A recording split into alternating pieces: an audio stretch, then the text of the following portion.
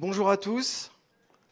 Merci d'être venus ce soir pour participer à cette thématique que l'on vous propose et qui va s'inscrire dans le cadre du grand débat. Donc, juste quelques mots, hein. On a choisi de se focaliser davantage sur les services publics en milieu rural. Donc, ça fait partie d'une des thématiques abordées dans le cadre du grand débat. On est ici à l'instigation et à l'invitation du maire de Saint-Gildas-des-Bois, Monsieur Triard, qui a eu l'idée de l'organisation de ce débat. Et nous avons ici avec nous Monsieur Jouny, maire de Dreyféac, et Monsieur Pécaud, maire de Sévérac. Voilà, donc quelques mots pour notre hôte avant de commencer. Merci Ludovic. Bonsoir à tous. Ceux qui sont venus avaient raison de venir et les autres vont sans doute pas tarder, mais le sujet est important. Il n'a pas été au cœur des débats. Quelle est la façon dont nous maintenons dans notre monde qui est rural, et je ne suis pas non plus dans une espèce de plainte continue. Le rural de la Loire-Atlantique n'est pas le rural de la Lozère, qui n'est pas le rural des Ardennes. Et je n'ai pas prétention de parler au nom de tous ces territoires. J'ai la prétention de dire quand même qu'il y a un minimum de services à assurer et surtout qu'une vision à long terme doit être fournie. Nous avons eu quelques démêlés avec la Poste. Nous avons quelques démêlés avec la Poste en ce moment à Saint-Gildas. Nous avons toujours besoin de comprendre. Les services publics évoluent, on le sait, les attitudes du public évoluent, mais il y a d'abord une partie des services qui fonctionnent de mieux en mieux. Je pense en particulier à des services comme la SNCF, dont il y a 20 ans ou 15 ans, on pensait bien qu'elle serait quasiment disparue pour juste voir passer les trains qui allaient de Rennes à Nantes. On en est loin, maintenant c'est un service qui fonctionne. On a d'autres services qui ont été repris par les départements, par les régions, par les intercommunalités, par les communes, et qui fonctionnent. Notre sujet, c'est d'abord de savoir quel est le minimum, ce que nous pouvons faire, ce que l'État peut nous faire, et surtout quelle vision à long terme on nous donne. Je vais prendre un exemple qui est la présence médicale. Trouver des médecins, c'est difficile, mais trouver une source pérenne de médecins, c'est une autre démarche qui passe par une démarche éducative, par une démarche aussi d'attractivité de la profession, et donc et qui passe aussi par des moyens dans les familles, car c'est très coûteux, les 4 premières années. Et donc il y a des démarches à monter qui ne seront pas toutes servies sur un plateau par l'État, mais qui seront partiellement retravaillées avec nous. C'est sur cet aspect-là, et puis vous direz bien sûr ce que vous attendez, ce que vous en voulez, et puis c'est sur ce sujet-là, mais en n'oubliant pas qu'un certain nombre de nos sujets de services publics fonctionnent, et que parmi les tout premiers, il y a la santé, en dehors du... Oui, en dehors du problème de la présence médicale qui est un vrai souci, le fonctionnement de nos EHPAD, le fonctionnement de nos services à la personne, par exemple pour les personnes âgées, fonctionne, et les services à la personne pour les enfants et pour les familles fonctionnent plutôt bien aussi. Voilà, je ne veux pas prendre la parole plus longtemps. Ludovic Bracco, je le connaissais depuis longtemps, il est professeur, il est enseignant et il est en même temps spécialiste de communication. Il a travaillé pour moi pendant un certain temps. Il a 2 qualités, il est paisible et il sait orienter le débat selon des règles qui vont vous être édictées, puisque ce sont les règles du débat public. On va essayer de se tenir les uns les autres à ces règles qui sont de bon sens et de bonne éducation, qui permettront de nous entendre et d'échanger. Voilà, je vous passe la parole. Merci, monsieur le maire. Donc effectivement, on va juste voir ensemble quelques petits principes sur l'organisation de ce débat. Donc c'est un débat, on n'est pas là pour présenter un certain nombre de choses, on est là pour susciter des sujets, que vous puissiez réagir, que vous puissiez proposer aussi des choses. Donc, les principes du débat, respecter les autres participants et leurs opinions, contribuer au débat avec des propositions, des arguments, n'exprimer, ne pas diffuser ou de partager des contenus offensants, ne diffuser aucune information volontairement erronée ou tronquée. On souhaite effectivement, et c'est dans la logique démocratique, d'avoir un débat qui soit bienveillant, où l'écoute et l'attention relèvent du débat républicain. Donc vous avez la parole, vous intervenez. On va aborder des sujets, je vais poser un certain nombre de questions. L'idée, c'est que par rapport au sujet des services publics en milieu rural, que vous puissiez faire un certain nombre de constats, mais aussi que vous puissiez imaginer un certain nombre de propositions, de solutions. On part ici sur le principe que l'intelligence collective peut nous permettre de trouver des solutions là où d'autres ont peut-être échoué à trouver des solutions adaptées. Ma posture, moi, par rapport à ce débat, ça va être plutôt d'être neutre. Moi, je suis là pour susciter ce débat. Je n'ai pas d'avis, je n'ai pas d'opinion. Enfin, j'en ai, mais en tout cas, je vais les garder pour moi. L'idée, c'est que vous puissiez vous exprimer aussi bien dans les constats et ou dans les propositions que vous pouvez faire. Donc, je dois veiller à ce que chacune puisse correctement s'exprimer, veiller à ce que le temps de parole ne soit pas monopolisé. Là aussi, sur les interventions, on est sur 2-3 minutes d'intervention, histoire de pouvoir faire tourner et que la parole ne soit pas confisquée. Et puis, nous allons restituer ce débat le plus fidèlement possible. Donc, à l'issue de cette session de discussion, qui va durer dans les 40-45 minutes, on aura une restitution des prises de notes qui ont été faites, des propositions, enfin des constats et des propositions.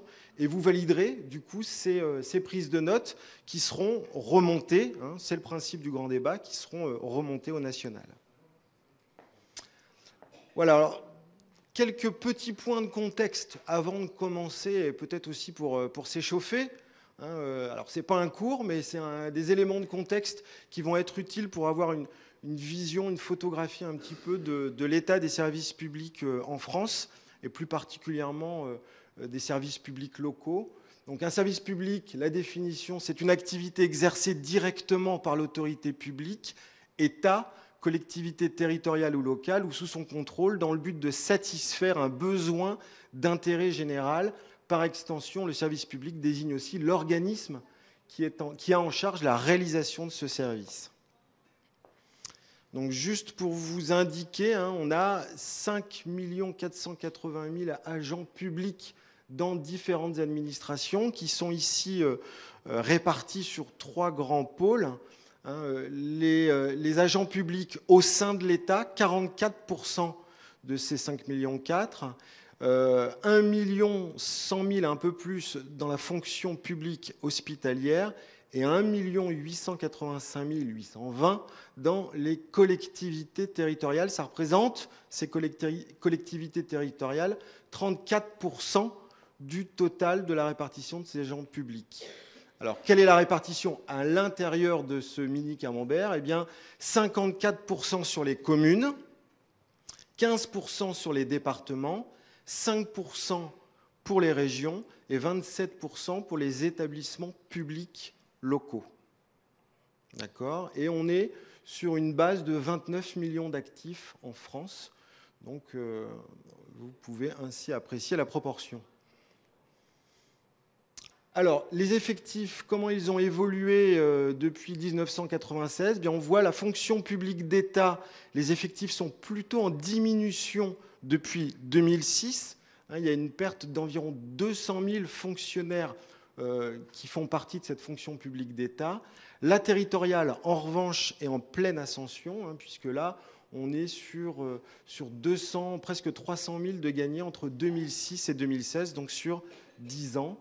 Et puis la fonction publique hospitalière qui gagne 100 000 personnes en termes d'effectifs en 10 ans.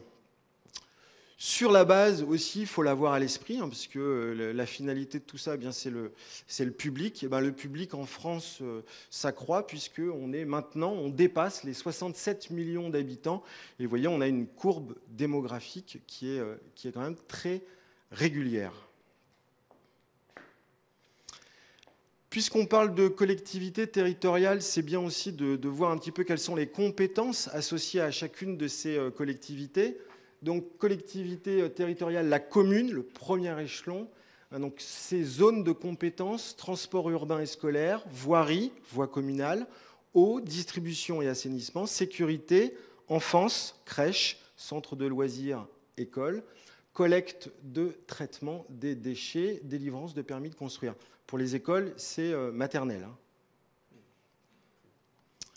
Intercommunalité, deuxième échelon, avec là aussi des compétences au niveau de la sécurité, eau, distribution, assainissement, transport urbain et scolaire, urbanisme, collecte et traitement des déchets. Troisième échelon, le département, voirie, route départementale, gestion de l'eau, les collèges, transport routier scolaire hors milieu urbain, élimination des déchets, sécurité, et un gros volet sur la solidarité, sur le social.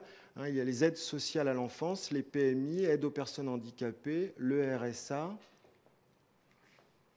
Et enfin, dernier échelon de la territoriale, la région, formation professionnelle et apprentissage, les lycées, les parcs naturels régionaux, la gestion de l'eau et les transports régionaux, qu'ils soient ferroviaires ou routiers.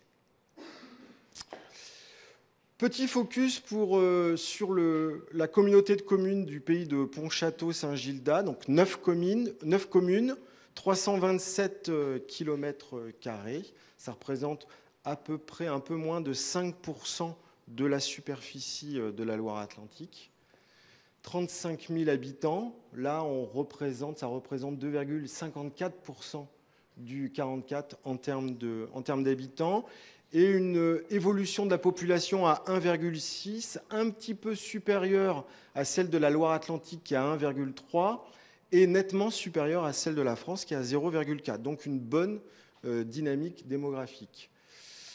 Part des moins de 15 ans sur la communauté de communes, 22,9 contre 19,4 en Loire-Atlantique et 18,4 en France. Et la part des 65 ans et plus, 17,2 au niveau de la Loire-Atlantique, soit donc un petit peu inférieur au niveau national. Sur Saint-Gildas-des-Bois, plus précisément, eh bien, 33,42 km², donc on est à 10% de la superficie de la communauté de communes. On est à peu près à 10%, un petit peu plus aussi au niveau de sa population, avec une évolution à 1,8%. Et une part des moins de 15 ans et des plus de 65 ans à 20,8. Donc là, on est sur ces deux tranches-là légèrement supérieures, enfin non, en tout cas sur la part des 65 ans, légèrement supérieure à la moyenne Loire-Atlantique et à la France. Voilà, histoire d'avoir une petite vision plus spécifique du territoire. Au niveau de l'emploi, sur la communauté de communes, 8 300 emplois, 77% des 15-64 ans sont actifs, contre 73,7% au niveau national. Et alors, ce qui est notable, particulièrement sur ce territoire-là, ça va être une surreprésentation des emplois dans l'industrie.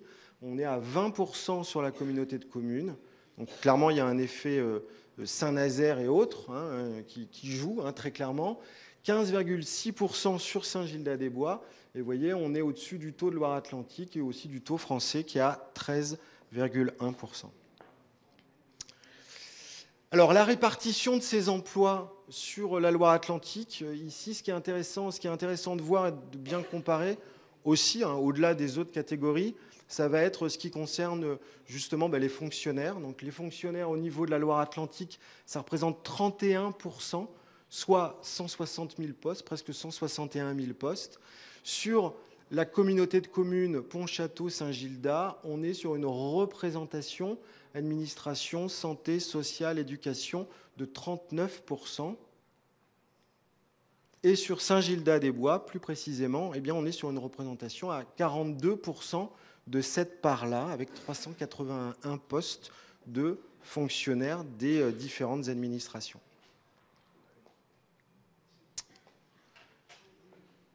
« 45% des usagers perçoivent une dégradation de la qualité des services publics et seuls 14% des Français considèrent que les responsables politiques et les institutions prennent suffisamment en compte leurs préoccupations. » Voilà, ça, ce sont des chiffres d'études récentes. Le premier chiffre vient d'une étude Ipsos de février 2017 et le deuxième chiffre d'une étude Cevipof de janvier 2019. Donc on est sur la réalité d'une désaffection du public vis-à-vis des services publics en général, même si nous, ici, on va un peu plus s'intéresser aux services publics locaux et de proximité. Donc le débat doit faire émerger des idées pour rendre les administrations et les services publics plus utiles en étant plus proches, plus simples et plus transparents. Voilà. C'est l'objectif, ça va être aussi l'objectif de ces constats et de ces propositions que vous allez faire pour essayer de remédier, en fait, de contribuer à réfléchir à remédier à cela. Voilà, donc c'est cette première thématique. On aura en deuxième thématique, mais à laquelle on a volontairement choisi de laisser moins de place, une thématique plus sur l'organisation de l'État, et donc les critiques qu'on pourra en faire, ou aussi les choses positives que l'on peut y voir. Mais dans un premier temps, eh bien, on va plus s'orienter sur les services publics de proximité. Donc voilà, vous avez compris. Est-ce que ces éléments de contexte ont été enrichissants? Est-ce que vous avez vu voilà. Bon. C'est bien aussi de voir les différentes strates et puis de voir aussi la dynamique du territoire. Alors, je vais commencer par une question. C'est que pensez-vous des services publics au cours des dernières années, des services publics que vous utilisez? Est-ce que vous pensez que ces services publics ont évolué de façon positive ou négative? Donc voilà, à vous de nous dire quelle est votre expérience par rapport à ça et quel est votre avis par rapport à ça.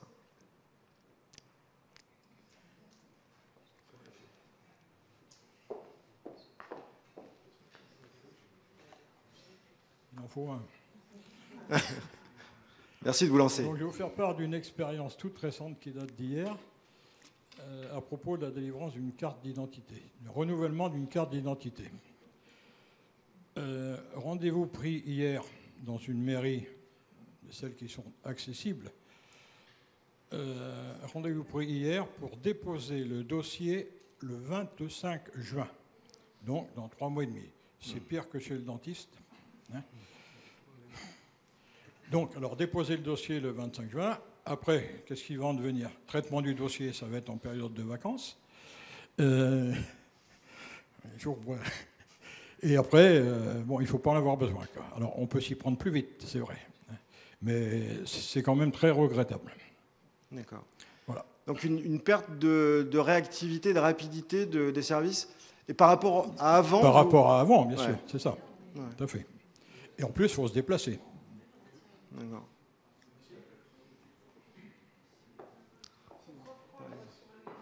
Il y a un micro qui arrive. Dans le besoin de refaire ma carte d'identité. Ouais. Donc la mairie m'a envoyé la liste. Je suis un petit peu effarée du nombre de documents à fournir. Je sais qu'il y a des fraudes, l'administration est obligée de prendre des précautions, mais c'est incroyable, quoi. Je ne sais pas si vous avez vu la liste qui est demandée. C'est quelque chose d'incroyable. Hein. Ouais. Donc il y a 15 ans, ça n'avait rien à voir. Ouais, donc ça s'est compliqué avec le temps. Et ce que vous suggériez, ce serait... Est-ce que c'est justifié à ce point-là? C'est ça ma question. Parce que la liste, elle est conséquente. Ouais. Je peux donner un bout de réponse.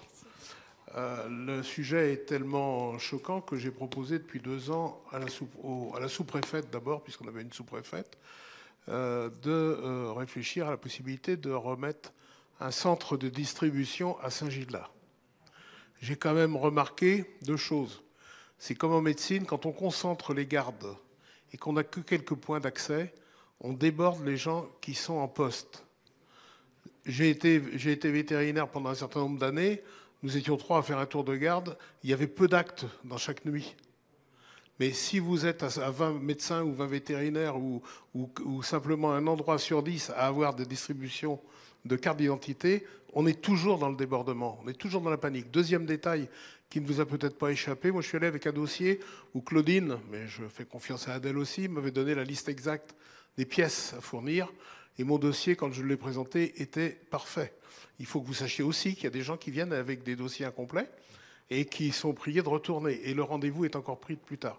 On ne s'en sortira pas en continuant comme ça. Il est anormal que pour des habitants de Saint-Gildas-des-Bois, et je pèse mes mots, et je suis devant la télévision, que des habitants de Saint-Gildas-des-Bois soient obligés d'aller à la Roche-Bernard en Morbihan pour se faire une carte d'identité de manière pressée. C'est scandaleux. Mais il y a un autre point, je vais revenir à autre chose qu'on a vu glisser sans s'en rendre compte. C'est en réfléchissant à ce sujet que ça m'est revenu. Il y a, quand j'étais jeune maire, alors il y a déjà un petit bout de temps, le directeur du bureau de poste vivait dans son appartement au-dessus de son bureau. Je me souviens de la famille Mathieu, il y avait 4 enfants, enfin il y avait toute une vie. Le percepteur faisait de même.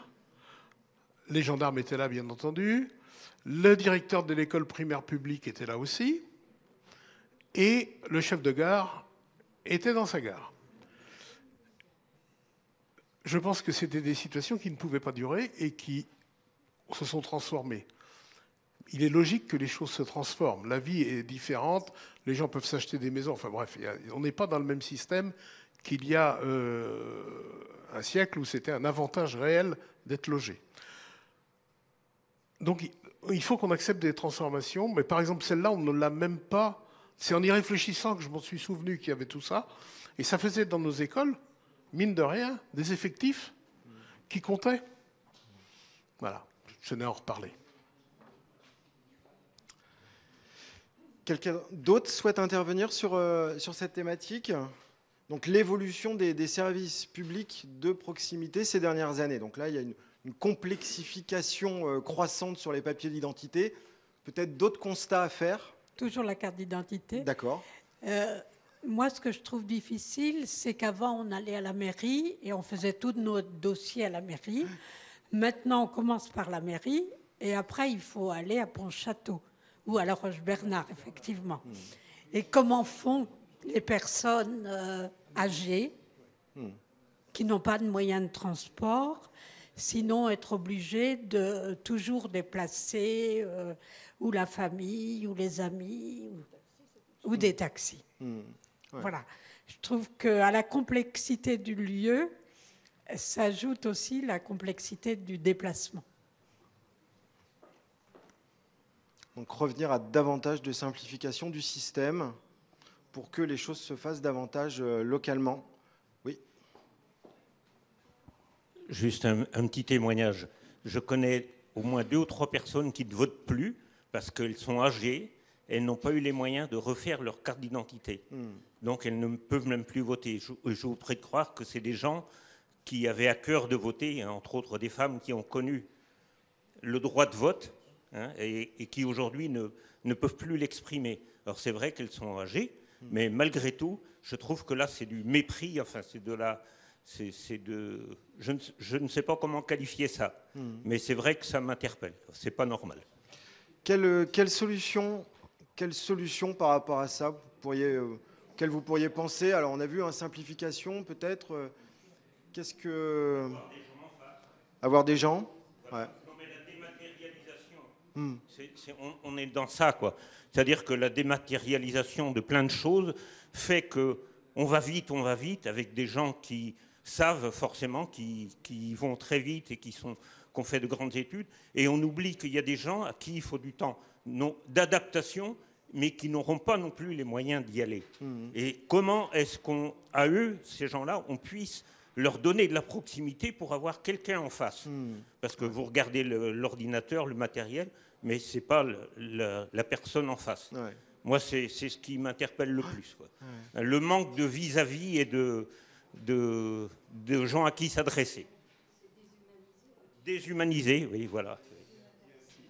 Remettre de l'humain. Oui. Et en ce sens, je partage complètement effectivement la réflexion. La notion de service public, si personne ne conteste à un moment donné qu'il y a une évolution, on est aujourd'hui en 2019, mais la notion d'accessibilité est essentielle. Alors tu viens de le dire à l'instant, effectivement, c'est la compréhension de nouveaux outils aujourd'hui. C'est la notion d'accessibilité, ça a été évoqué au tout départ lors de la première réflexion, c'est l'accessibilité en termes de temps. Combien de temps il me faut effectivement pour accéder, et la notion du déplacement. Et j'en veux pour preuve ce qui s'est passé dans ma commune, à peine 1700 habitants, avec la fermeture du service de la Poste. On était réduit à un nombre d'ouvertures qui était très très limité. Du coup, on créait énormément d'insatisfaction pour les gens, parce que de plus, on servait, je dirais, de variable d'ajustement vis-à-vis des autres services, et la Poste de Sévérac était fermée de temps en temps sans que ce soit réellement annoncé. Tant que la proposition a été faite dans un schéma de cohérence, à savoir qu'on a accepté effectivement de transformer le service de la Poste en agence postale. Les gens ont été satisfaits parce qu'on a eu une ouverture supplémentaire. Mais tout cela tenait à condition que des postes dignes de ce nom étaient ouvertes à moins de 5 ou 10 minutes de la commune de Sévérac. Et on voit aujourd'hui que même ces postes sont sur des évolutions qui sont inquiétantes à un moment donné. Donc on est bien aussi sur une cohérence territoriale. On sait que le rural, il y a des distances à faire, mais il faut effectivement qu'il y ait cette cohérence de territoire.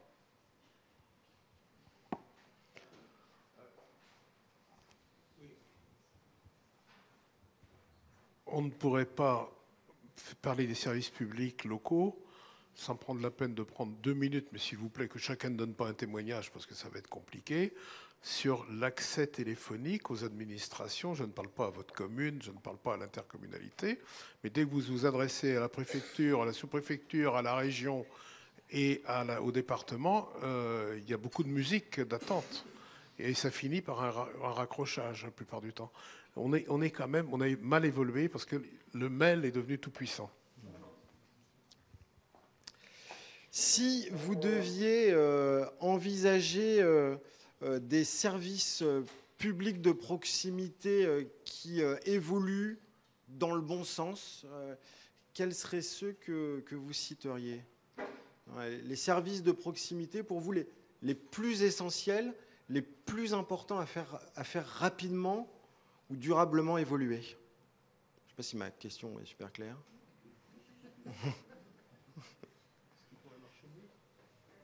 Ouais, le service de proximité qui vous paraît vraiment essentiel, qui incarne pour vous quelque chose sur lequel il ne faut pas déroger, quelque chose à maintenir obligatoirement en proximité avec vous dans votre quotidien.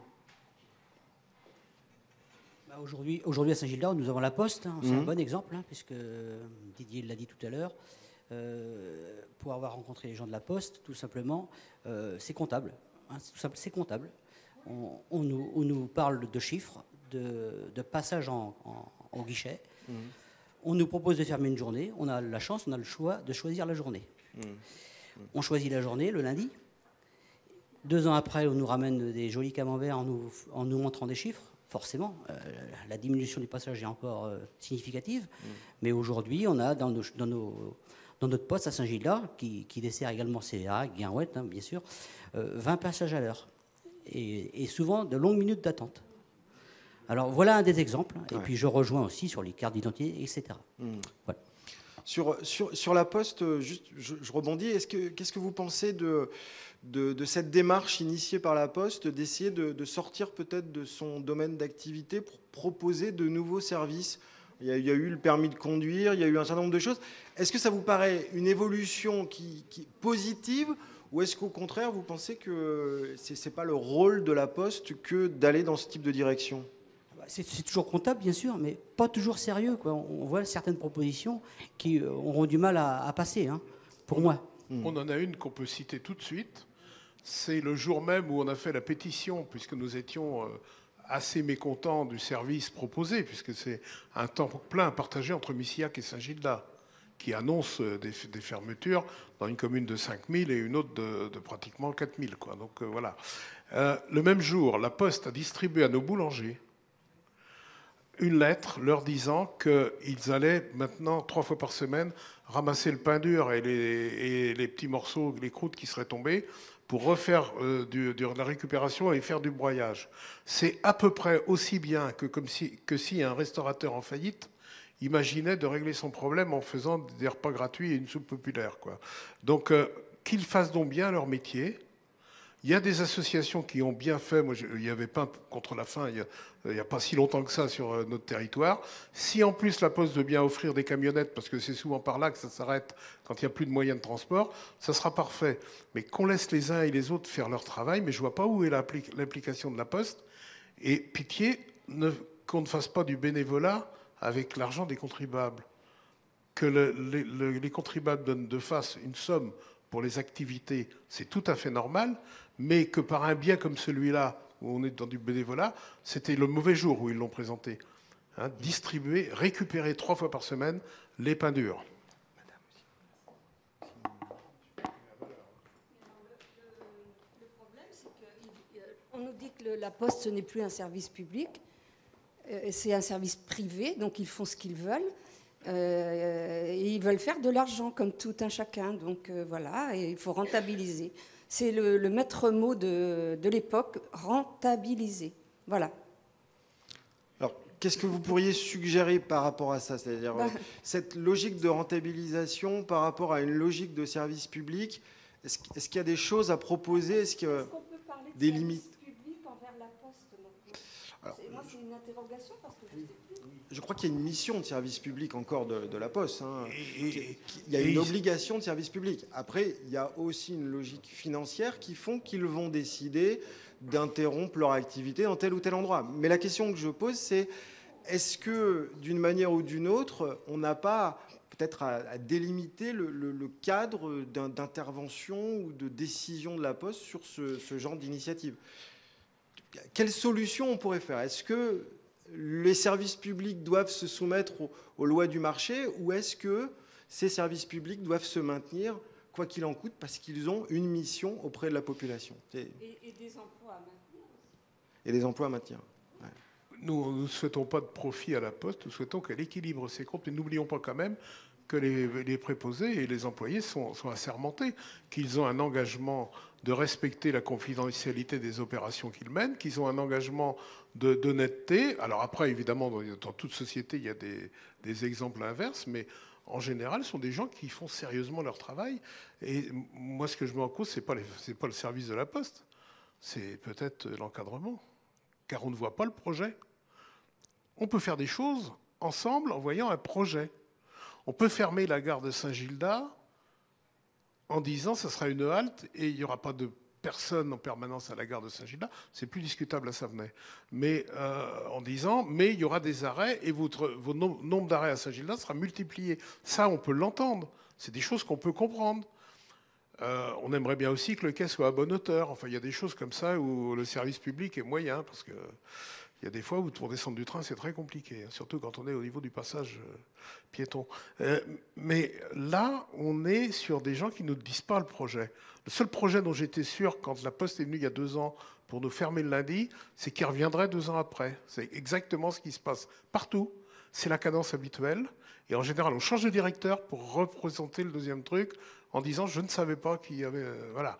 Et donc, ça met en plus ça met une honte sur le personnel, parce que ne croyez pas que les personnels de base soient réjouis de ce qui se passe. C'est un peu honteux. Donc, il faut que leur objectif soit déjà d'équilibrer leurs comptes.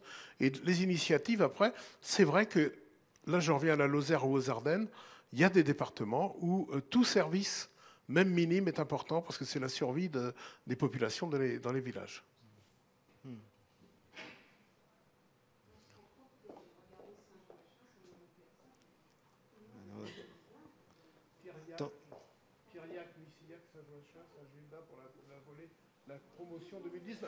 Hein? Allez-y, madame. Autre sujet que je voulais aborder, quand vous posiez votre question sur les services publics, qu'il faut qu'on maintienne, qu'on soutienne, en fait, moi je parlerais des services au public, et notamment la santé.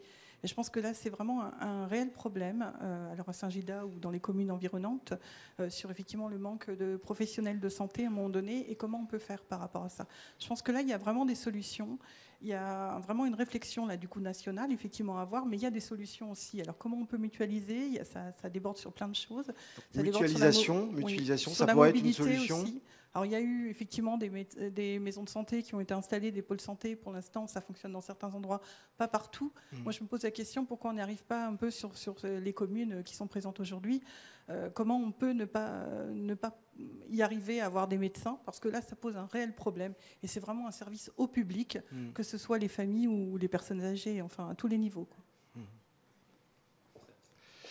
Quelle solution, justement, sur la problématique de la santé, puisque on le voit, hein, Saint-Gildas, ou même la communauté de communes de Pontchâteau, Saint-Gildas, il y a une croissance démographique. Donc on est sur un territoire qui est dynamique, qui est actif, et où pourtant un certain nombre de services au public, hein, avec la terminaison élargie, ont tendance à se réduire.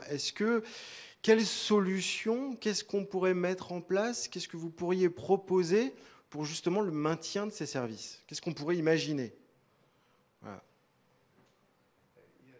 Soyons créatifs. Sur le problème médical, il y a plusieurs problèmes. Il y a trouver une solution à notre problème d'aujourd'hui et trouver une solution pérenne. C'est une deuxième chose, parce que retomber dans l'ornière pour recommencer n'est pas une solution. Or, il existe des possibilités. Le problème pour les études longues, ce n'est pas les revenus du médecin. Le médecin gagne sa vie plutôt mieux que la moyenne nationale, et c'est très bien. Mais c'est que les études sont coûteuses, parce qu'il y a quand même 4 ans, 4 premières années, il faut avoir une chambre en ville. Ce n'est pas parce qu'on a du train ici qu'on est capable de vivre chez ses parents et de revenir à la fac tous les jours. Et donc, il y a une aide qui existe.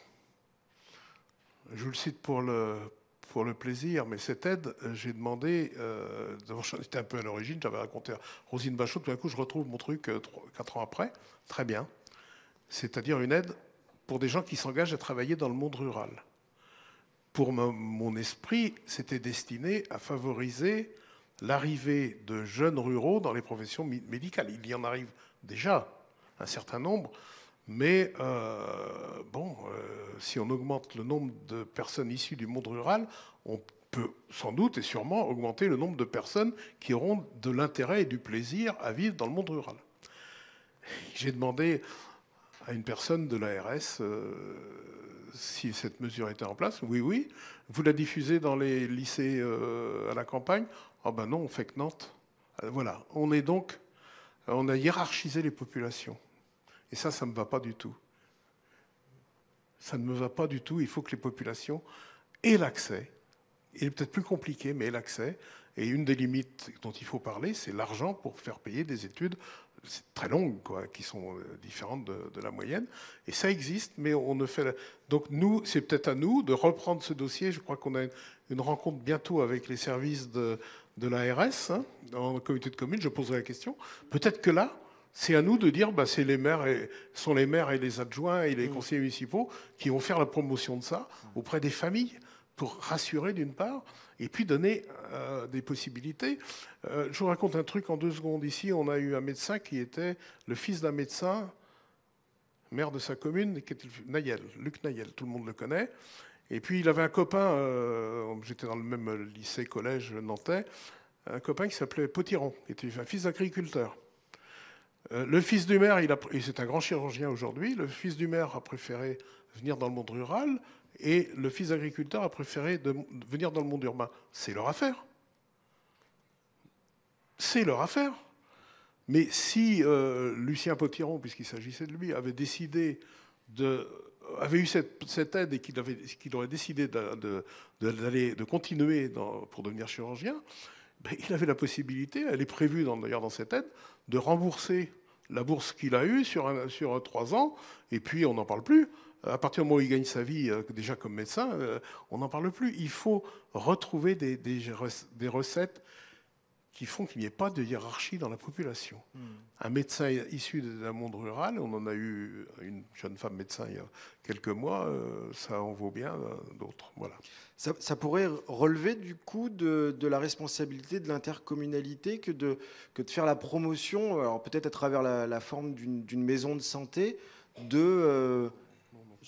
c'est pas la maison de santé, c'est de favoriser la compréhension que les études médicales ne sont pas dans un monde interdit au monde rural.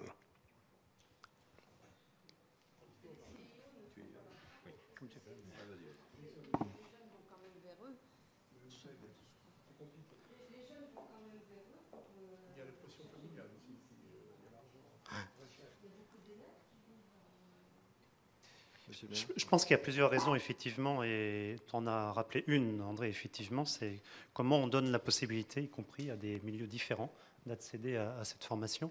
Après, on peut réunir effectivement les conditions, mettre des moyens, et on est les premiers, les 3 maires que nous sommes ce soir, à étudier toute possibilité. Et je dirais même, on a cette chance, et on peut prendre l'exemple, de nos 3 communes qui sont traversées en plus par une voie ferrée, avec 15 arrêts de train par jour, un peu plus sur Saint-Gildas, je ne l'ai plus en mémoire, qui nous donne la possibilité effectivement d'étudier des possibilités. Et là, je comprends complètement que des jeunes médecins aujourd'hui souhaiteraient pas forcément vivre là où ils vont exercer, mais avec des facilités de communication. Je pense qu'on a une image aussi à redonner du travail qu'on peut exercer dans des communes rurales. On a un cadre de vie qui est très très agréable, une population qui est aussi tout autre à un moment donné, qui attend effectivement à un moment donné. On est prêt à étudier des possibilités. Maintenant, il faut qu'il y ait effectivement des demandes de cette profession. Après, effectivement, Marie-Thérèse, tu as soulevé l'idée effectivement de réflexion, la mutualisation, la réflexion sur on va dire un bassin de population, c'est une piste à travailler effectivement. Et peu ou prou, quelque part, on retrouve les mêmes interrogations, je dirais, d'accès à un moment donné. Ce que veulent, je pense, la population de notre région, c'est malgré tout déjà de pouvoir accéder à un service médical à un moment donné, à distance raisonnable, sur des horaires, on ne donne pas rendez-vous dans 15 jours, 3 semaines, surtout quand il s'agit de préoccupations plus importantes. Mais maintenant, effectivement, il faut qu'on puisse donner ces possibilités-là aux personnes. Et je vous rappelle que dans le parcours, de soins d'une personne, certes, il y a l'aspect physiologique, l'aspect médical à un moment donné, mais prenez l'exemple d'une personne âgée qui a des problèmes de santé, qui va d'abord devoir téléphoner à son fils ou à sa fille pour s'assurer qu'elle puisse être transportée à 15 ou 20 km. Excusez-moi, ça en rajoute un peu au problème à un moment donné. Alors que si on avait beaucoup plus de proximité, d'assurer de la mobilité effectivement vis-à-vis de cette maison médicale, ça faciliterait énormément, cet aspect.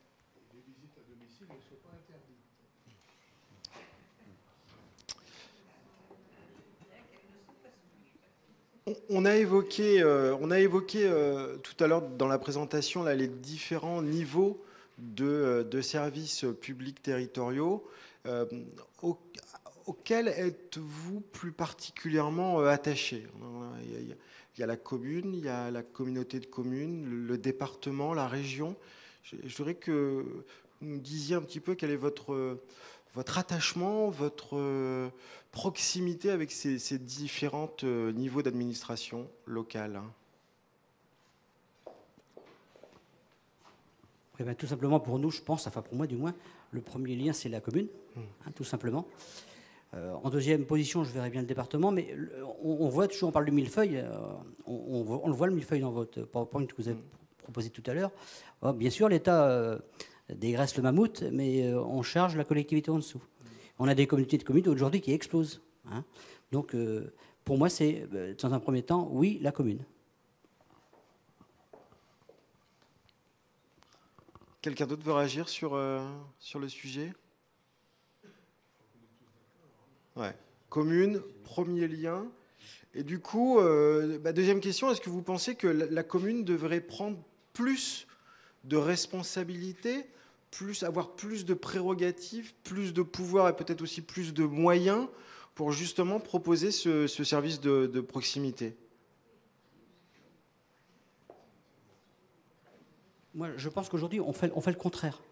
Aujourd'hui, on enlève la commune pour mettre à la communauté de communes. Voilà où on en est aujourd'hui dans cette étape. Et plus ça va, et 10 km pour nous, la communauté de communes Saint-Gildas, c'est pas très loin, 16 pour Guinrouette, un peu plus pour... Et pour moi, c'est plus de la proximité, ça. Et les citoyens, quand ils ont besoin de s'adresser, ils viennent à leur mairie. Et pour les services, c'est pareil, ils viennent au guichet. Et souvent, au guichet, on leur dit, non, c'est plus nous, c'est la communauté de communes. Et les gens sont un peu perdus. Et pour moi, je répète, la proximité, c'est la commune. Oui, je rebondis sur ce que tu viens de dire.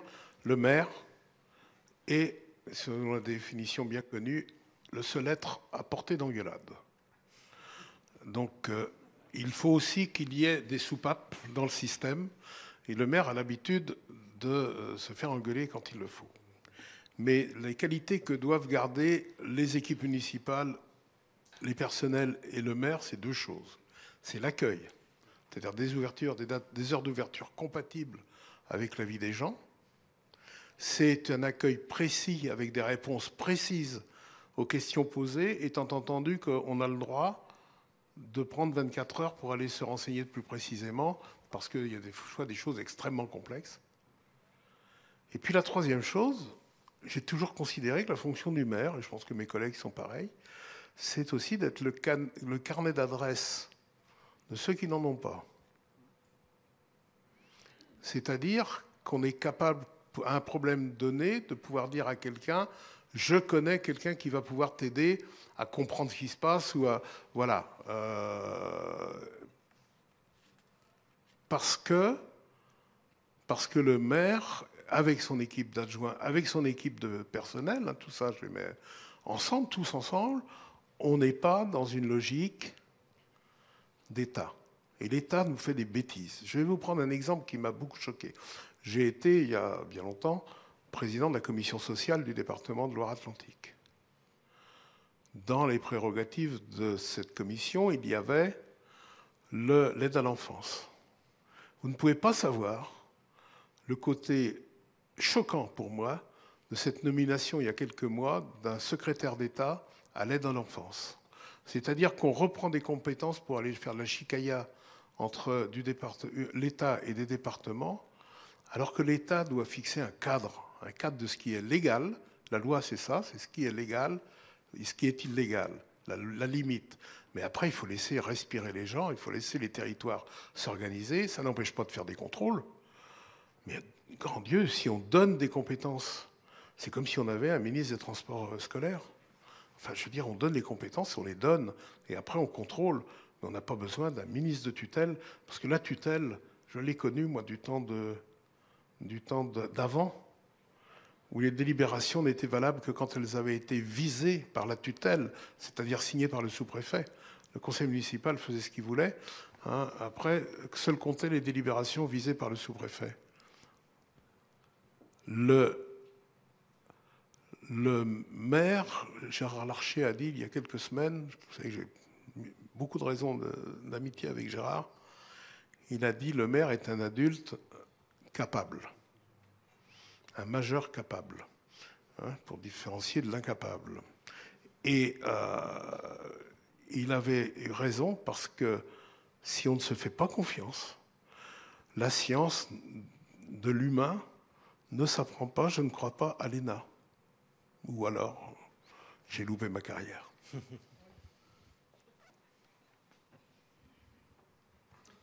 Je partage complètement, effectivement, que la commune, c'est la première strate à un moment donné. À la fois, j'irais physiquement, et là, même si on fait évoluer les choses, on essaye, dans la mesure du possible, sur les horaires d'ouverture de nos mairies, d'être le plus pertinent et le correspondre au mieux, effectivement, sur les évolutions aussi de rythme de vie de chacun. C'est aussi, à un moment donné, l'engagement des élus. Et je te rejoins, André, s'il y a bien une compétence qu'on ne va pas nous enlever, c'est bien cette compétence en engueulade. On risque de la garder, je pense. On a toute certitude là-dessus. Pour autant, et c'est rétablir aussi des vérités, on a dans nos communes, suivant le nombre de populations, 15, 19, 23 conseillers. Et c'est un niveau, et je dirais, c'est quelque part le lien direct que l'on peut avoir entre la population et les élus, et franchement à un moindre coût.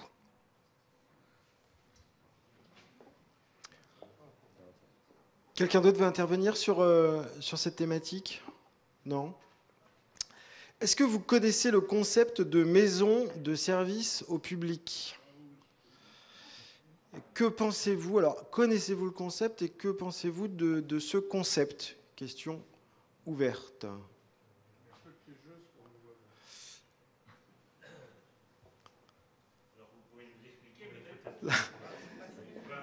Alors, en fait, il s'agit... La maison publique, c'est la mairie, quoi.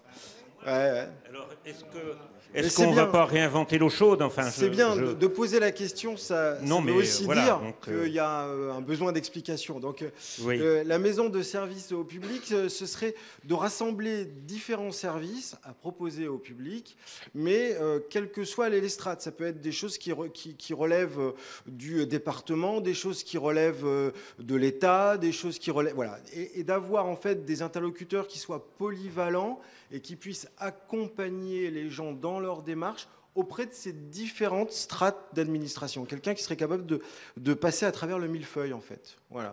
C'est des choses qui tendent à se développer, qui tendent à envisager de se mettre en place. Il y a encore pas mal de barrières, mais c'est peut-être quelque chose qui pourrait être utile dans le cadre justement de situations rurales où un certain nombre de services publics ont tendance à perdre en efficacité. Alors, oui, il y a déjà des maisons qui existent. J'avais prévu de ne pas en parler, mais je ne résisterai pas. Il y en a une à Garouette. Ça se réduit à quoi? C'est un ordinateur qui a été placé là et qui permet, parce que 37 000 € par an sont versés par l'État à la Poste, de ne pas toucher aux 30 heures d'ouverture du bureau de Garouette. L'utilisation est à peu près à la cadence, et j'ai des témoignages de sources syndicales différentes, de 1 par semaine. Or, une personne par semaine, vous m'entendez bien, et des gens pas forcément très éloignés de l'informatique et de ce milieu. Or, depuis 25 ans, et on a commencé comme ça avec le syndicat intercommunal pour l'emploi sur Saint-Gildas, sur le canton de Saint-Gildas, avec Sévérac, avec les communes de l'ancien canton de Saint-Gildas. Depuis 25 ans, nous nous substituons partiellement à l'État pour l'accueil des demandeurs d'emploi, puisque l'État n'a pas daigné faire une succursale, une agence à Pontchâteau, mais on a fait une à Saint-Nazaire et la deuxième à Trignac, c'est-à-dire à 3 km l'une de l'autre. Et sur cette période, nous n'avons jamais reçu un centime. Ça coûte 150 000 € par an à l'intercommunalité. Maintenant, le même service est à Pontchâteau. Le même service était aussi à Savenay. Vous vous souvenez, on avait la même structure. Ça coûte 150 000 € par an. Alors, de grâce qu'on nous associe au projet, là, c'est la maison du service public, pour moi. Pour les services un peu plus complexes que ceux de la mairie, ça peut très bien être l'accueil de l'intercommunalité, ça peut très bien être aussi l'accueil, ici on a 2 sites, puisqu'il y en a un à Saint-Gildas et un à Pontchâteau, ça peut être une personne dans les 2 sites, dans chaque site, pour des sujets très particuliers, et peut-être, et que le premier niveau de rencontre et de débroussaillage du dossier, parce qu'il y a souvent, il faut une rencontre, qu'on le garde au niveau communal et que le rendez-vous soit pris. On peut s'organiser comme ça. On a des services qui fonctionnent comme ça. Vous avez le service du conciliateur, il est là assez rarement, mais c'est à la mairie qu'on prend les rendez-vous, qu'on organise les choses, et ça marche. Mais on n'a jamais vu un centime, pas un centime sur la communauté de communes, depuis au moins 30 ans qu'on fait ce service. Et là, j'ai appris que la Poste donnait 37 000 € par an, recevait 37 000 € par an de l'État, pour un service qui se réduit à 1 fois par semaine. Alors quand on fait des politiques, s'il vous plaît, qu'on les évalue.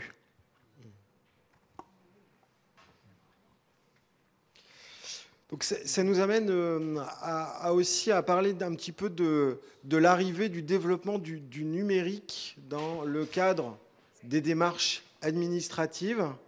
Est-ce que le numérique, pour vous, dans l'utilisation de celui-ci dans le cadre des démarches administratives, c'est quelque chose de positif ou de négatif? Est-ce que vous pouvez nous en parler?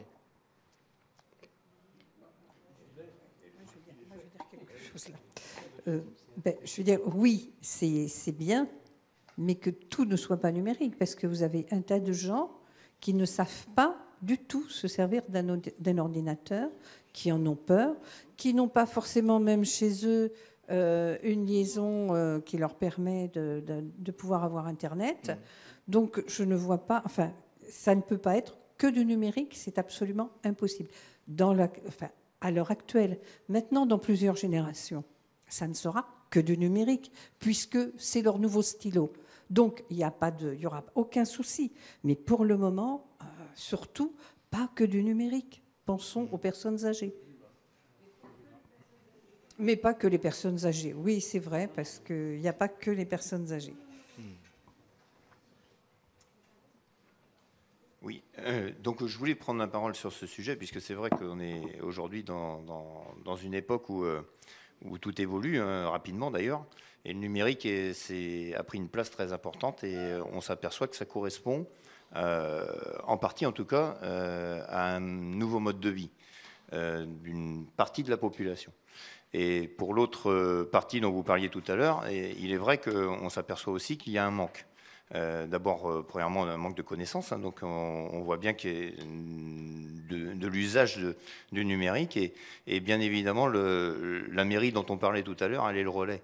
Bien souvent, on reçoit les personnes qui viennent nous voir et nous dire on n'arrive pas à faire notre déclaration, on n'arrive pas à aller sur cet outil-là. Et donc, on met des personnes à disposition quand on le peut, parce que ce n'est pas toujours évident, de pouvoir les aider, et surtout pas de faire les actions à leur place. Donc, en tout cas, de leur apporter un soutien dans ces démarches-là. On sait bien que c'est la voie qui est en train de se dessiner pour l'avenir. Pour autant, on s'aperçoit aussi que ce n'est pas que la déclaration, que l'outil en lui-même informatique. On s'aperçoit aussi que la relation avec nos mairies, c'était aussi de pouvoir avoir un dialogue avec la personne qui est en charge, par exemple, du social. Par exemple, je parlais tout à l'heure à Didier à côté de moi, on a perdu ces périodes où on avait les permanences de la CAF, on avait les permanences qui permettaient aux gens aussi de pouvoir exprimer une certaine situation, un certain état de santé, alors qu'il soit physique ou autre. Mais en tout cas, c'était un relais. Et ce relais-là, on l'a perdu. Et je trouve que ce lien-là, pour moi, il est manquant. Alors peut-être que les maisons de service public, alors je ne voudrais pas contredire ce que vient de dire André, mais peut-être que l'esprit de la maison de service public, elle était peut-être d'accompagner les gens dans ce cadre-là. Pour autant, si c'est juste de mettre un ordinateur dans une pièce, honnêtement, ça n'a aucune valeur, en tout cas, mis à part d'avoir la connexion Internet quand on peut l'avoir. Ça, c'est autre chose, puisqu'on peut être aujourd'hui tout déclaré par informatique, à condition d'avoir le réseau. Ça aussi, c'est une grande problématique de notre territoire. Donc service de proximité, ça rime aussi avec, même si ça rime pas dans les faits, mais ça rime aussi avec le fait de continuer à avoir des interlocuteurs, des êtres humains face à nous. C'est une condition qui a l'air d'être associée, en tout cas dans la vision que vous avez l'air de partager, à cette notion de service public, hein, que l'humain reste un acteur, reste un moteur dans les actes. Donc numérisation, ça va dans le bon sens.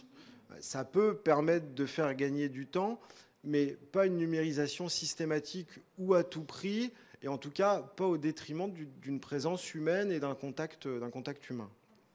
D'accord. Vous vouliez intervenir ? Un micro arrive. Ça veut dire qu'en fait, là, le numérique aujourd'hui, il nous est bien utile, il nous fait gagner du temps. On y va tous, hein, voilà. Mais je pense qu'il faut aussi que nous, en tant qu'élus, en tant que, les gens, les citoyens, on puisse retrouver des temps de convivialité. Parce que la problématique, c'est qu'on fait tout par Internet. On est tous sur nos ordinateurs, sur nos smartphones. On est tous, on travaille, on a plein de choses. On fait nos démarches, je pense, en rentrant du boulot le soir, même si les 21h, c'est pas un problème, ou minuit, on les fait quand on travaille. Mais ça veut dire qu'on ne rencontre plus les gens. Et est-ce que nous, dans nos communes, aujourd'hui, on a tout intérêt à peut-être retrouver un peu ces temps de convivialité qu'il pouvait y avoir, alors outre effectivement la mairie, outre des lieux, en fait, en tous les cas, où les gens peuvent s'exprimer, où peuvent effectivement envisager de partager des projets, partager, en fait, tout simplement. Et je pense que c'est peut-être là où on pourra gagner un petit peu sur le service public. C'est pas du service public comme ça qui apporte un service vraiment, mais c'est effectivement de la relation, et de la relation naît les projets en général.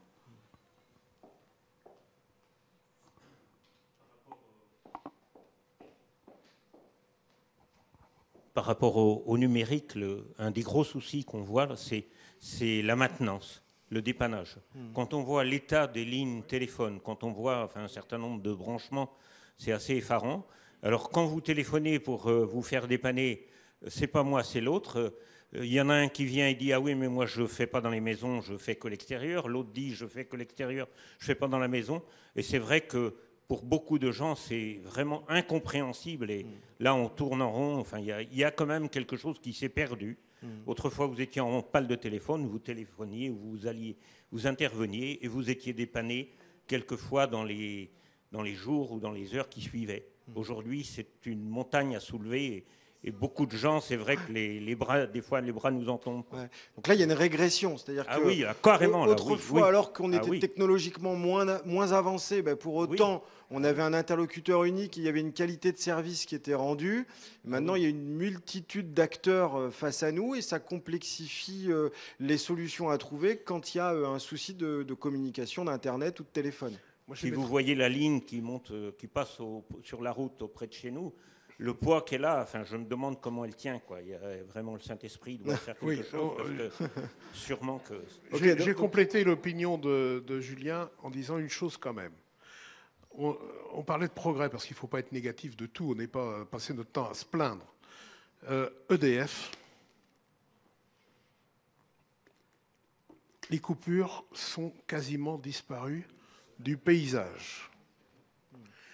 Or, cette maison qui garde sous un statut un peu particulier ses anciens salariés, a gardé ses salariés pour les coups difficiles, pour quand il y a des tempêtes, des situations épouvantables. Ils sont tous sous le régime de l'entreprise. Vous allez vite comprendre pourquoi. S'il fallait les réembaucher, il faudrait faire une déclaration préalable à l'embauche dans l'heure qui suit pour 10 000 personnes en France. Alors que là, ils sont toujours officiellement salariés avec un régime de retraite. C'est ce qui permet qu'ils fassent ça. Et ils le font bien. Alors je voulais quand même saluer ce qui est fait par EDF, d'abord en enfouissant des lignes, et puis en faisant. Et puis je voulais dire une autre chose, c'est qu'il y a un vrai problème, c'est qu'on est tenu en dehors des opérations. Le département Orange, là, en ce qui concerne, ou Bouygues, ou tout ce que vous voulez, ne discute peut-être avec les intercommunalités, mais pas souvent, ne discute jamais avec les communes, et on fait des beaux plans de priorité des territoires. Hein, et on en oublie d'autres. Le problème, c'est qu'il faut savoir, parce que c'est ça qu'il faut aussi regarder, quel est le coût de l'opération. On m'a dit que pour ma commune, il fallait compter 50 000 €. Mais bon sang, on dépense 2 millions d'investissements par an. Peut-être que ces 50 000 €, si on doit nous les dépenser, peut-être que ça a un sens. Peut-être qu'on peut y participer en tout cas. Mais je ne suis pas sûr parce qu'on ne m'a jamais présenté. J'ai entendu cette somme mais je ne l'ai jamais vue. On est tenu en dehors des coûts, des problématiques de ces services et on vous fait des grands plans départementaux qui commencent par les capitales, etc., etc. Et il faut que ça diffuse à partir du territoire et qu'on sache ce que coûte, qu'au moins les élus sachent ce que coûte chaque service. Donc communication, Internet, téléphonie devraient être également considérés quelque part comme des services publics. Hein, revenir à du service public. Et sur ce point, effectivement, je rejoins complètement l'analyse. On revient même à l'essence même du service public. C'est-à-dire que si demain on laisse le soin uniquement à des opérateurs privés de faire des arbitrages, on sait très bien les conséquences que ça va générer. Aujourd'hui, un mot même pas couvert, lorsqu'on demande, et régulièrement on est confronté à cela dans nos communes, combien d'habitants sont concernés par la coupure? Je ne vous donne pas le détail.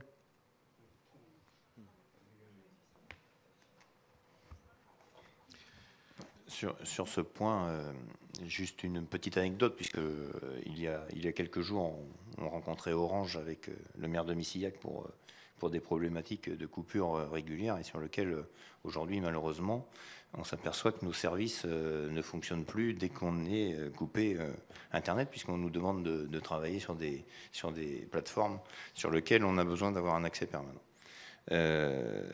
Le plus grave, en tout cas, n'était pas forcément la coupure est importante, elle est grave, forcément. C'était la réponse qui était encore plus grave. C'était de voir quelqu'un en face de nous qui nous répondait « Vous inquiétez pas, on va tenter de faire monter votre dossier sur le haut de la pile ».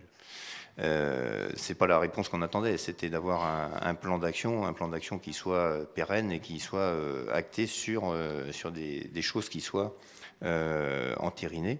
Il y avait dans le giron des problématiques une personne qui était malheureusement équipée d'une téléalarme, puisque c'est une personne qu'on essaye bien entendu de conserver à son domicile, et puis qui malheureusement, s'il lui arrivait quelque chose, mais il n'y a pas de connexion.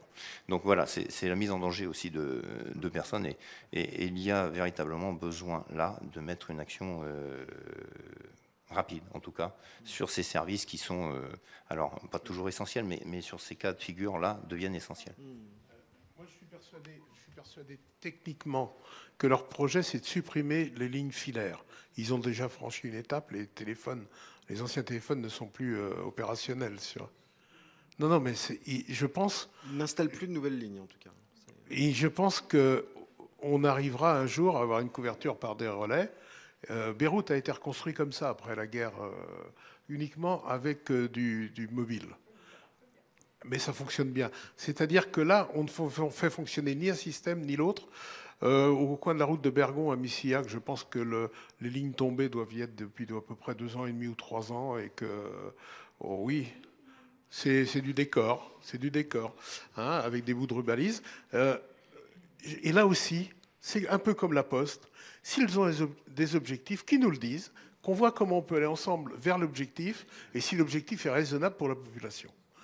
Nous ne sommes ni fermés à l'évolution, mais on ne peut pas supporter de voir des lignes aussi mal réparées, alors qu'on a des accidents de voiture, et qui ne cherchent pas véritablement qui est la personne qui a bousculé. Si vous avez un poteau qui est cassé et que vous avez le nom de celui qui l'a cassé, ça règle la question. Il y a des assurances qui sont là pour ça. Hein, ils ne cherchent même pas, puisque quand vous passez sous 3 mois après, les preuves sont un peu effacées. Avez-vous déjà renoncé à des droits ou à des démarches administratives parce qu'elles s'avéraient pour vous trop complexes ? Alors que ce soit avec le numérique ou par d'autres biais, mais est-ce qu'à un moment, la complexité de ce qui vous était demandé vous a rebuté, bloqué et fait renoncer à des droits dans le cadre de démarches que vous effectuiez ? Donc tout le monde est allé au bout de ces démarches. Ah. J'ai mis une voiture à la casse il y a quelque temps de cela. Alors il est vrai, au moment où on devait faire ses papiers directement par Internet, et je n'ai jamais réussi à faire ma carte, à faire mon certificat de vente en fait, par Internet. Donc j'ai laissé tomber, en espérant que personne ne prenne ma voiture après. Enfin, elle était à la casse. Donc là, oui, j'ai laissé tomber. Et je pense également, là, je n'ai pas d'exemple précis, mais dans d'autres domaines, je suis persuadée que certaines personnes âgées laissent tomber certains projets, certaines choses, parce qu'elles sont incapables d'avoir justement un interlocuteur en face d'eux. On parlait du téléphone tout à l'heure. Une personne âgée pour qui la télé tombe en panne, c'est un vrai drame. Et on appelle et ils ne peuvent pas se débrouiller par eux-mêmes. Parce qu'il n'y a pas, même au téléphone, on n'a pas la personne compétente, ou alors il faut, vous appuyez là, elles ne comprennent pas. Et c'est extrêmement déstabilisant et très grave, je trouve, pour une personne qui perd ses moyens et pour qui la télé, eh bien, c'est sa seule occupation de la journée. Qu'est-ce qu'on pourrait trouver, qu'est-ce qu'on pourrait penser comme solution pour remédier justement à ce type de situation, à cette complexité qui fait qu'à un moment, certains n'y arrivent pas ?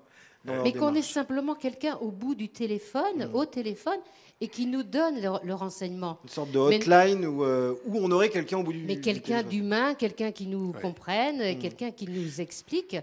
Donc on est toujours obligé de faire appel aux enfants, aux voisins, et c'est voilà, ça devient invivable, oui, pour certaines personnes. Je complète en disant, nous, on est pris par un dossier, alors complètement fou. On a 3 voitures dans la cour des ateliers municipaux qu'on a depuis plus de 10 ans, avec interdiction de détruire puisqu'on n'a pas la carte grise, dont une d'un résident de la maison de retraite de la Sainte-Famille, je vous le fais court, tout le monde l'a connu.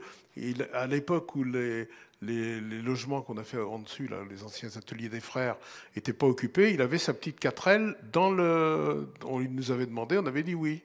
Et puis il est mort, parce que les héritiers ont mis à la poubelle la carte grise, j'en sais rien. Ça fait 10 ans que je demande alternativement au sous-préfet et au tribunal l'autorisation de faire quelque chose pour ne plus avoir ces voitures. Les 2 autres ayant été découvertes, abandonnées sur Saint-Gildas. Eh ben, je n'ai jamais de réponse.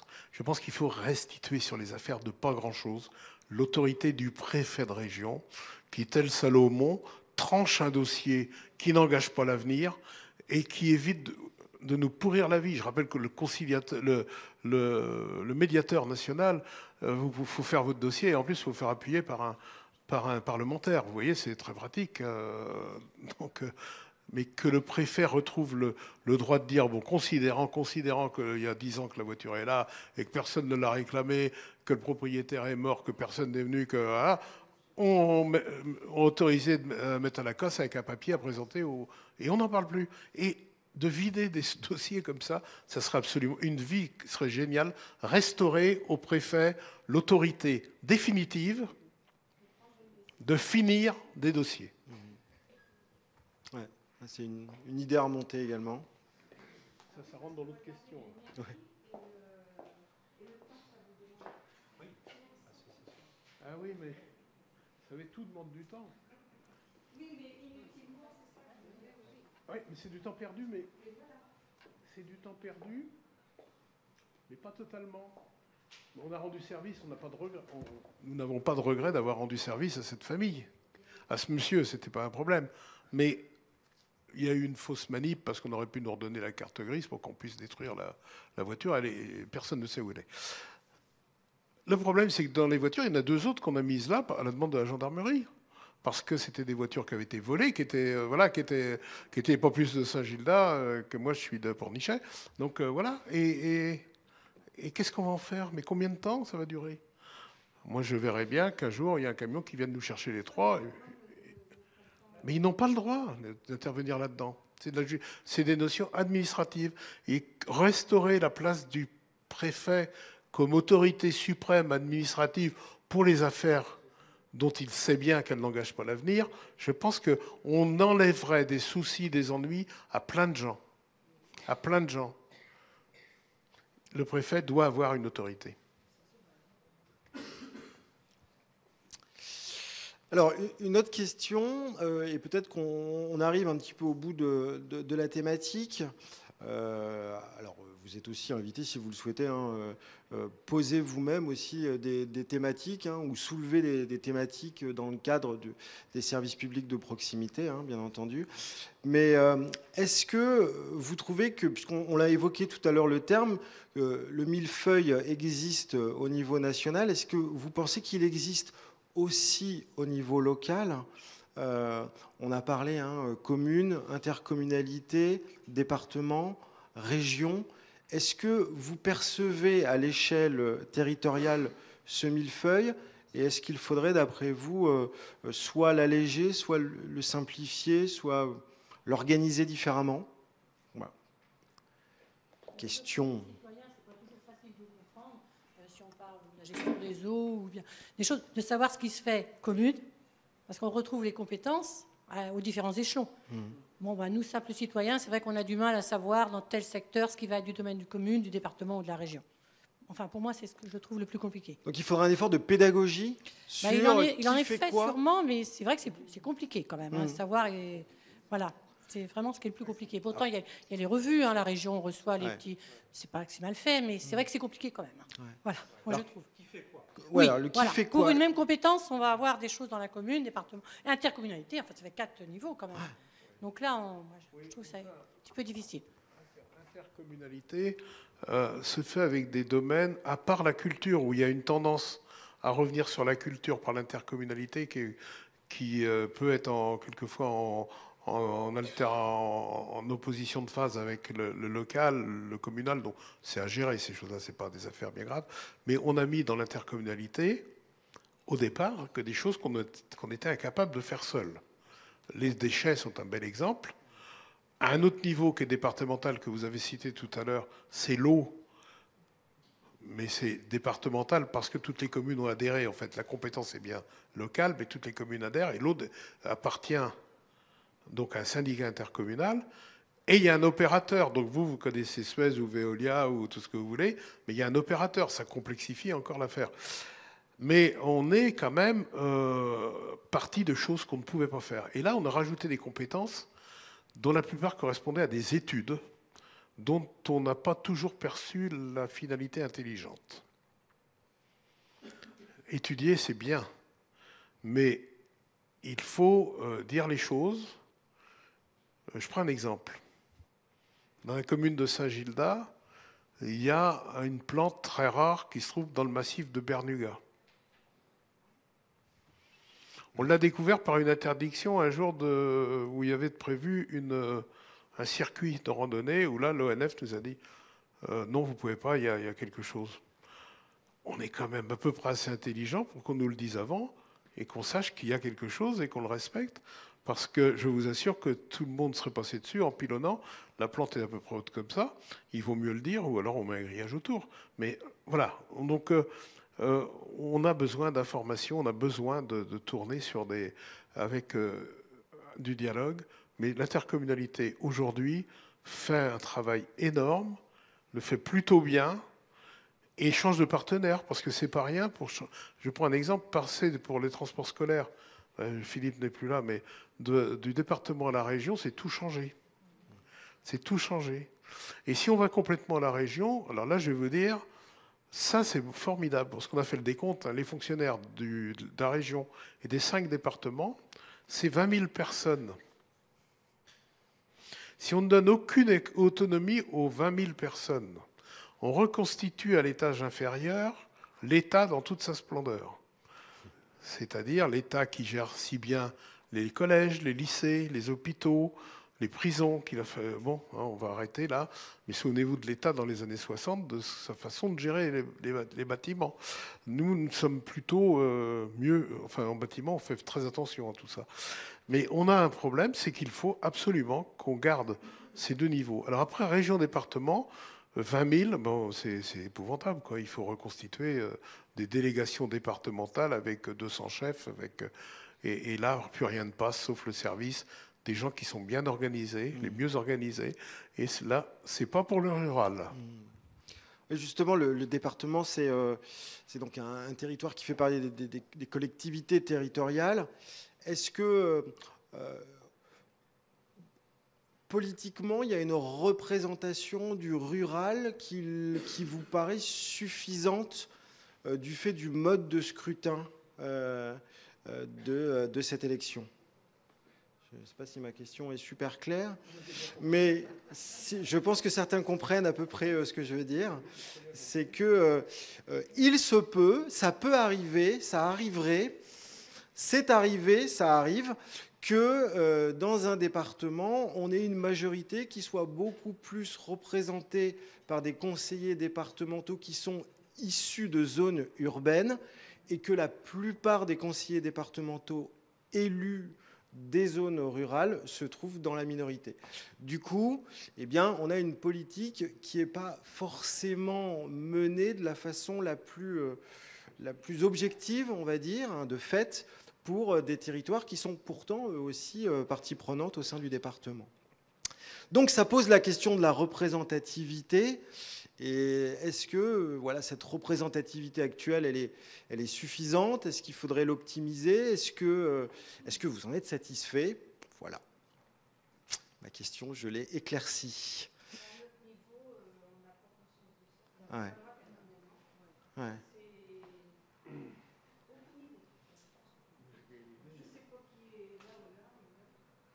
Ce qui est important, c'est de maintenir les élus locaux identifiables. Qu'on puisse connaître et, comme dit André, à longueur d'engueulade. À proximité d'engueulade.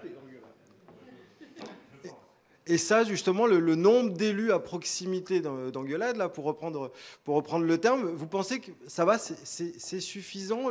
Ces élus ont cette proximité, ils ont cette capacité à être présents et à entendre?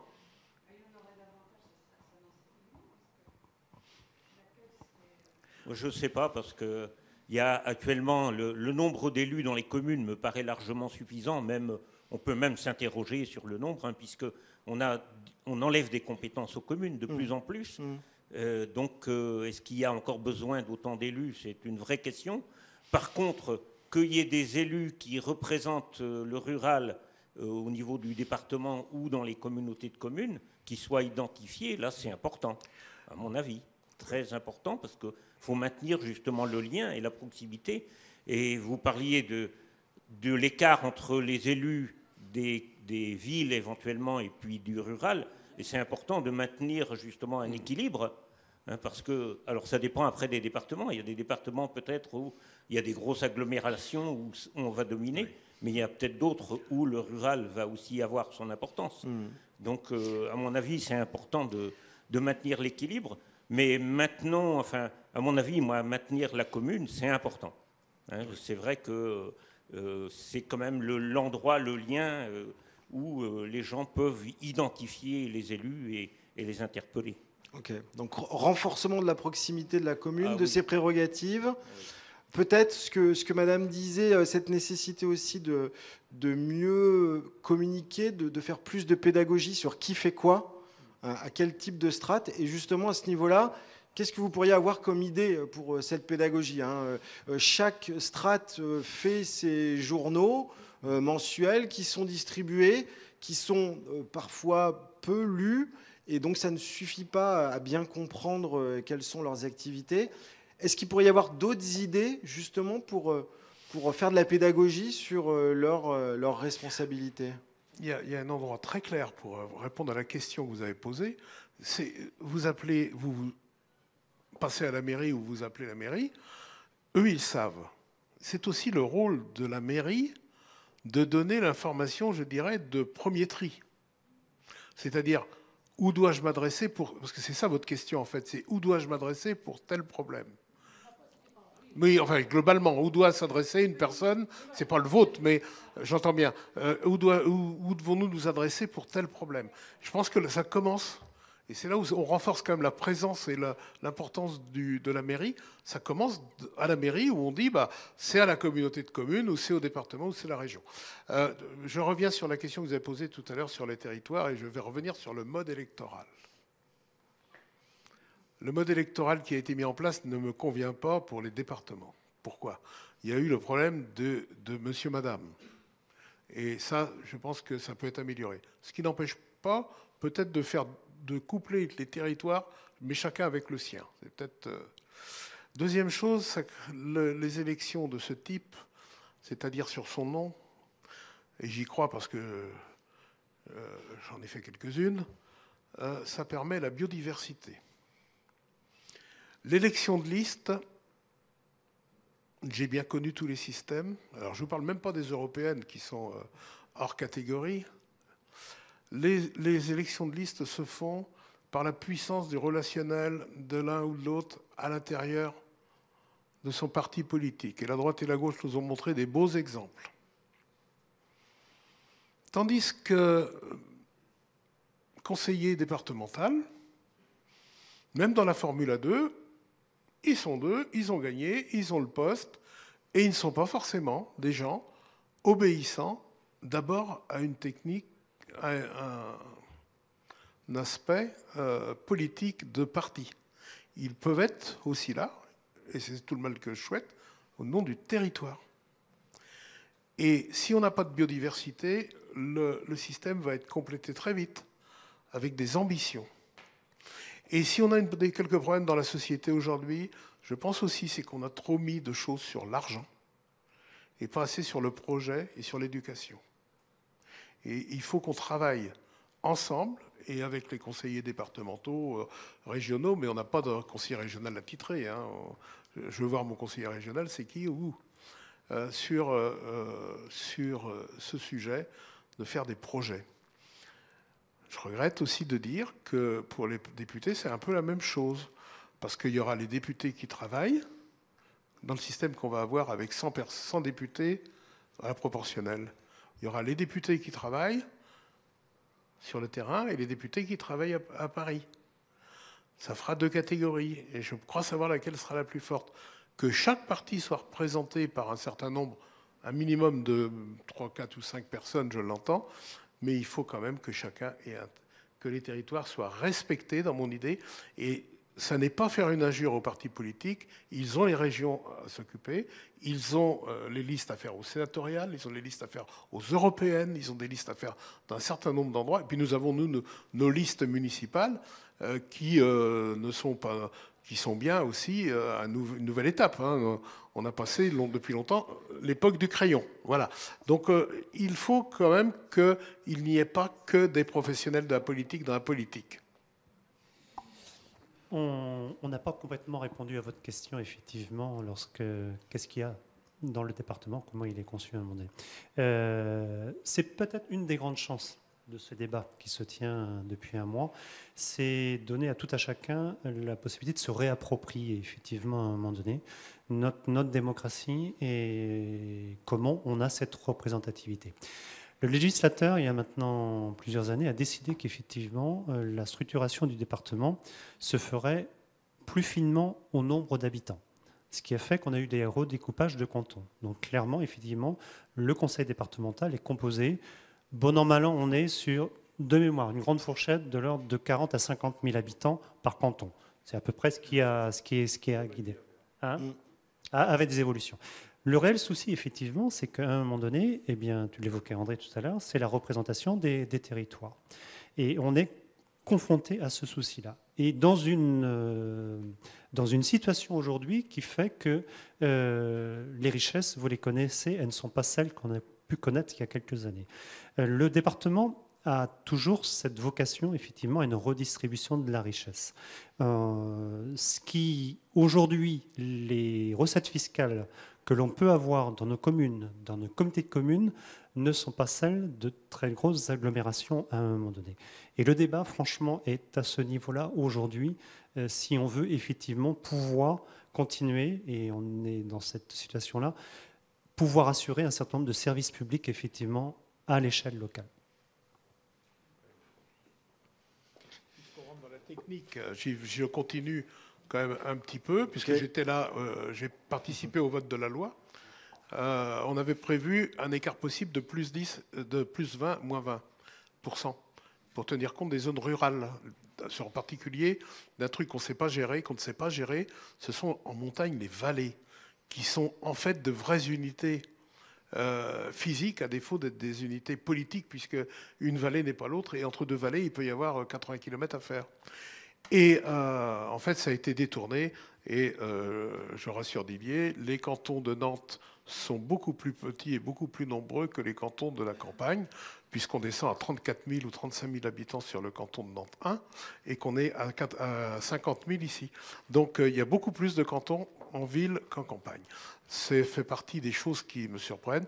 Moi, je souhaite que l'opération Géminées soit changée, parce que je pense qu'il aurait été mieux, et pour les conseillers départementaux, et pour eux-mêmes, et pour la clarté du débat, peut-être qu'ils se présentent 2 cantons ensemble et qu'ils fassent un ticket à 2, mais chacun a son canton avec ses communes, parce que je crois que c'est quand même plus simple.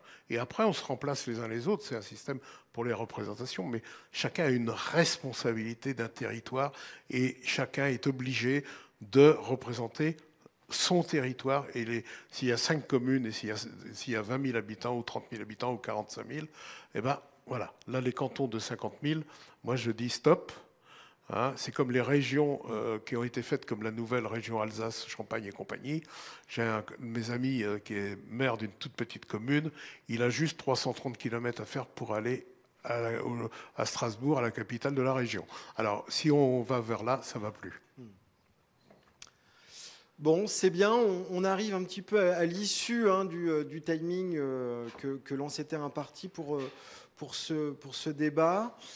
Est-ce que vous auriez des optimisations à proposer? Est-ce que au fil de la discussion ce soir, des idées vous sont venues en vous disant mais c'est bien sûr, on pourrait proposer ça, et si tel est le cas, eh bien, on serait ravis de vous écouter. Est-ce que vous avez des idées d'optimisation de services publics de proximité? On en a balayé un certain nombre.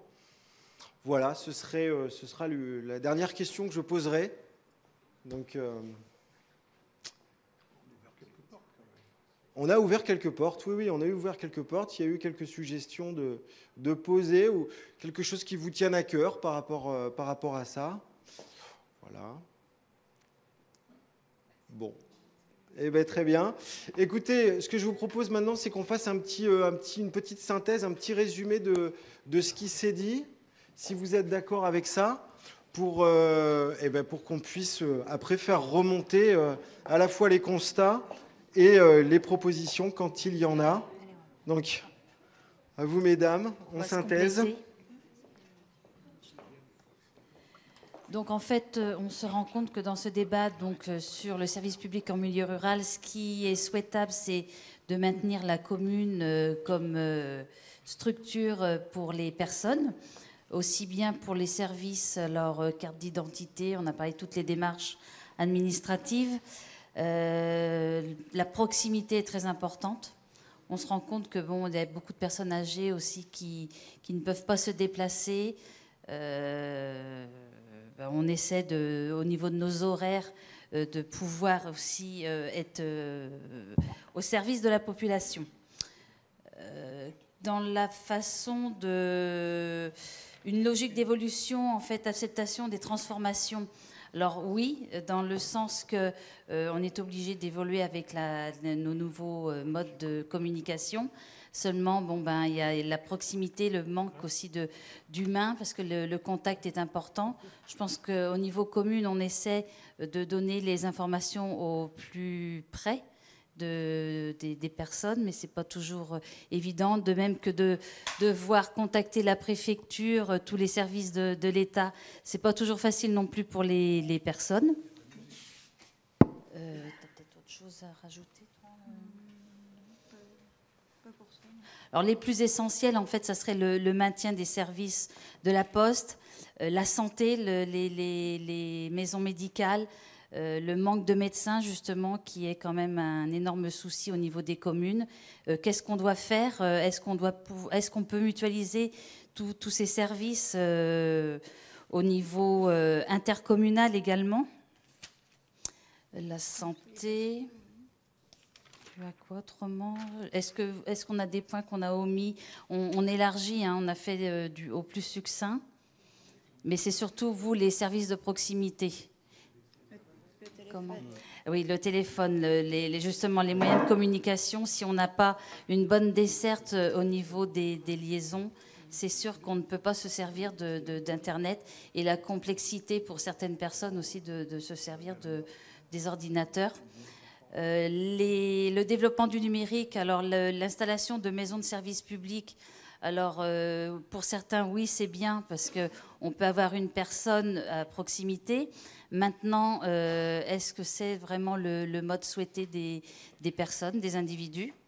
Est-ce qu'il ne faut pas maintenir l'humain comme acteur au niveau des communes, pour les gares et éventuellement aussi? Qu'est-ce qu'on peut rajouter?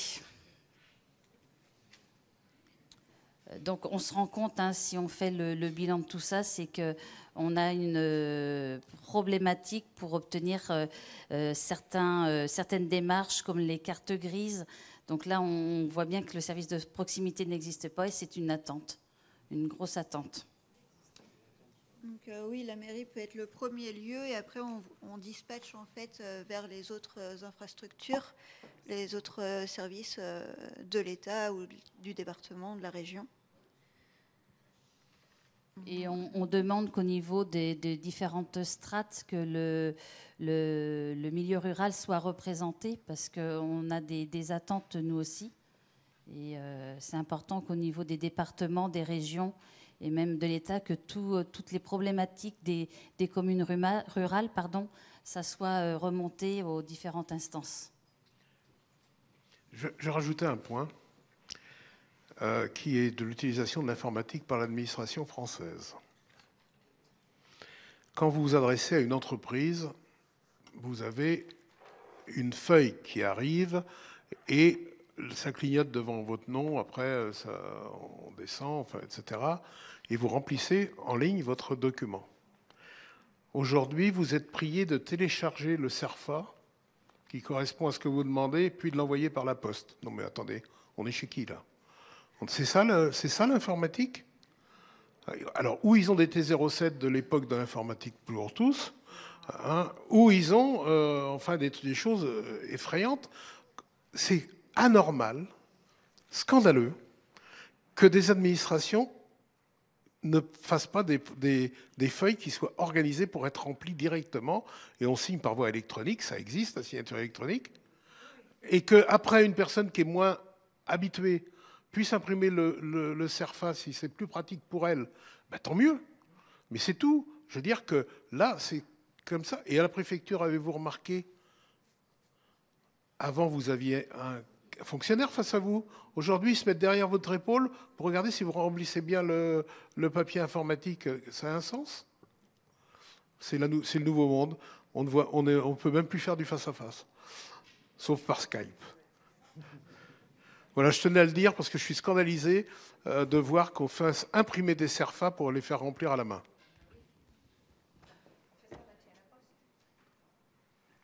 Oui. Oui, enfin, la Poste a beaucoup perdu avec l'arrivée du tiers payant aussi. Hein. Ne l'oubliez pas. On mettait nos petits timbres, on consommait du timbre. Bon, je passe la parole. Non, je voulais juste rajouter en fait que nous aussi, en tant que personnel, on peut constater que on nous retire des tâches, mais on a autant de travail puisque plus de complications en fait, dans le montage des dossiers. Et donc, même si on nous retire des tâches et que le personnel accueil est toujours là aussi pour répondre à vos attentes, on a aussi une complexité, nous, sur la charge de travail.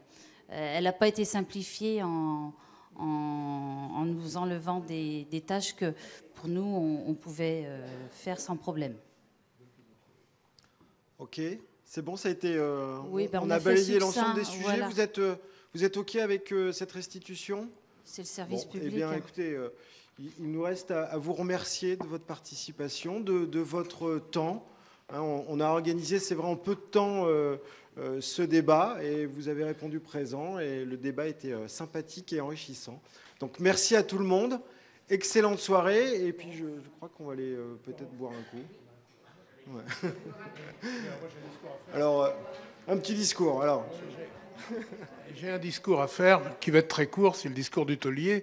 Hein, c'est-à-dire que je vous invite à partager un verre, une boisson légère, dans l'entrée, autour du bar, pour qu'on puisse discuter un petit peu quelques minutes avant de se séparer. Moi, je tiens à vous remercier. Vous n'étiez pas extrêmement nombreux, mais tous ceux qui étaient là ont participé.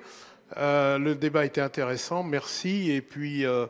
bon, nous avons eu un espoir, c'est que ces documents que nous allons produire soient lus.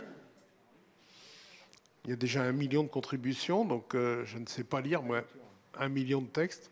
Mais enfin, bon, il y a des gens plus intelligents que nous. Et puis que ça soit lu, puis que ça soit... je pense que ça n'est pas très différent de ce qu'on a dit dans les autres territoires, et que tout ce qui ressemble, on aille vers le mieux. Il y a des marges de progrès. Mais je pense qu'on peut tous s'améliorer. En tout cas, merci. Et puis, je vous invite à partager le verre de l'amitié tout à l'heure. Et je remercie aussi les gens qui ont travaillé avec nous, nos rapporteurs, si je puis dire, hein, nos écrivains. Et je remercie France 3 qui est venu nous écouter, nous suivre. Et je leur souhaite un bon retour à Nantes, puisque je suppose que vous retournez à Nantes. Voilà, merci en tout cas.